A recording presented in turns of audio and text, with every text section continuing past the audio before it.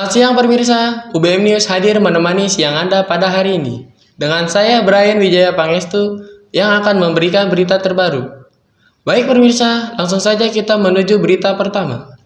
Berita pertama datang dari pemulihan psikologi korban anak terkait video asusila.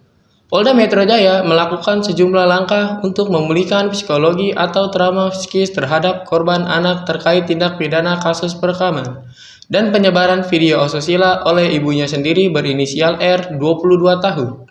Langkah pertama adalah berkoordinasi dengan Komisi Perlindungan Anak Indonesia atau KPAI untuk pendampingan terhadap anak dan upaya pendekatan serta pemulihan trauma psikis korban, kata Direktur Reserse Kriminal Khusus Polda Metro Jaya Kombes Pol Ade Safri Simanjuntak.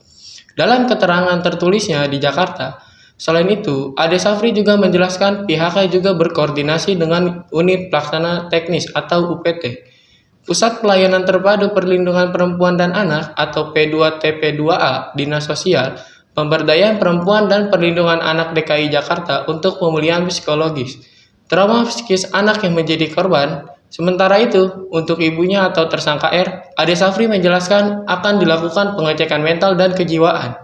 Polda Metro Jaya juga telah menetapkan seorang ibu berinisial R, 22 tahun, sebagai tersangka dalam kasus perekaman dan penyebaran video asusila dengan seorang anak di sebuah rumah kontrakan di Jalan Aren 2, Kelurahan Pondok Betung, Kecamatan Pondok Aren, Tangerang Selatan, Provinsi Banten.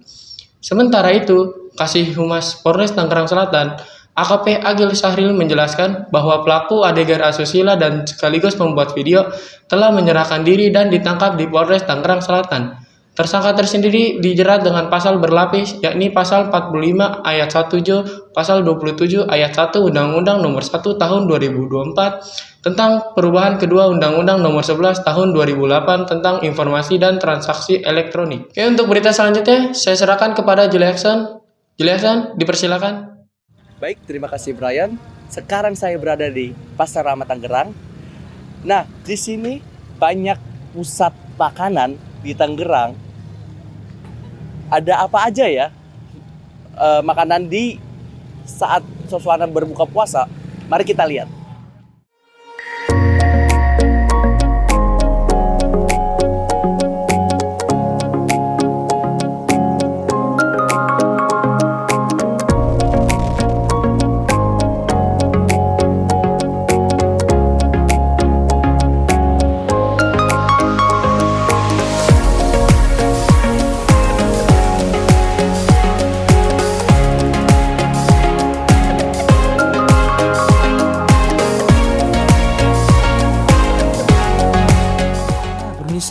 Selain jajanan atau makanan takjil lainnya, ada juga makanan yang tak kalah hits loh, atau sudah banyak dikenal masyarakat sekitar. Di sini saya mencoba membeli makanan atau jajanan yang ada di Pasar Lama, yaitu sate ayam Haji Ishak. Sate ayam Haji Ishak ini memiliki tekstur yang agak padat dengan bumbu kacang yang lumayan kental. Lalu sate ini dibakar dengan memakan waktu yang lumayan lama, membuat daging sate ini menjadi terasa enak. Nah, bumbunya itu enak sekali, sangat gurih dan lezat banget buat dimakan.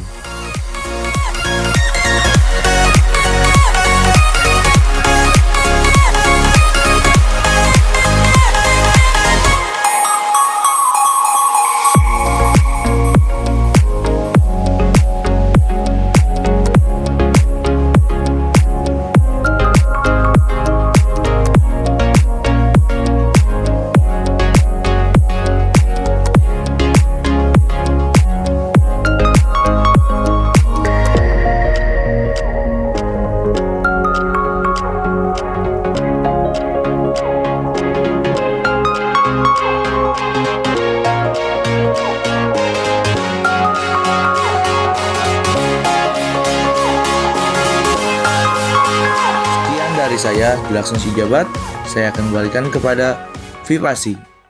Baik, terima kasih Juliakson. Berita selanjutnya adalah tentang dunia e-sport dari game Mobile Legends dengan ajang atau turnamen bernama MPL ID Season 13. Salah satu tim bernama EVOS Esports menjadi sorotan utama dalam turnamen ini.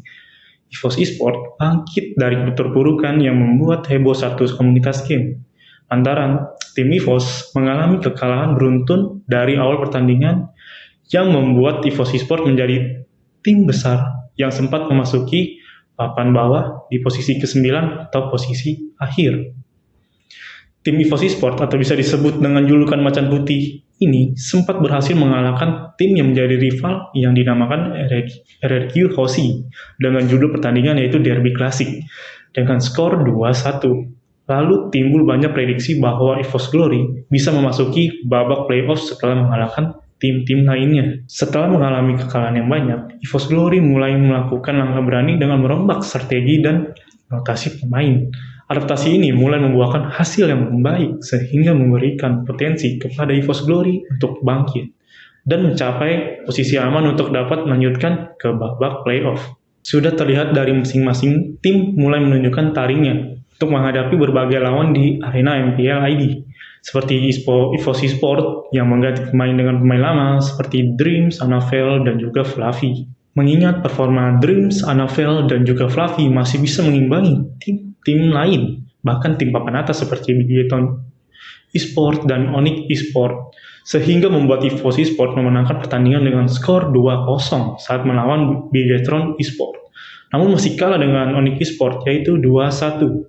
Diketahui bahwa posisi yang berbahaya untuk tidak mencapai playoff adalah posisi ke-7, 8, dan 9 yang akan tereliminasi pada di akhir minggu pertandingan.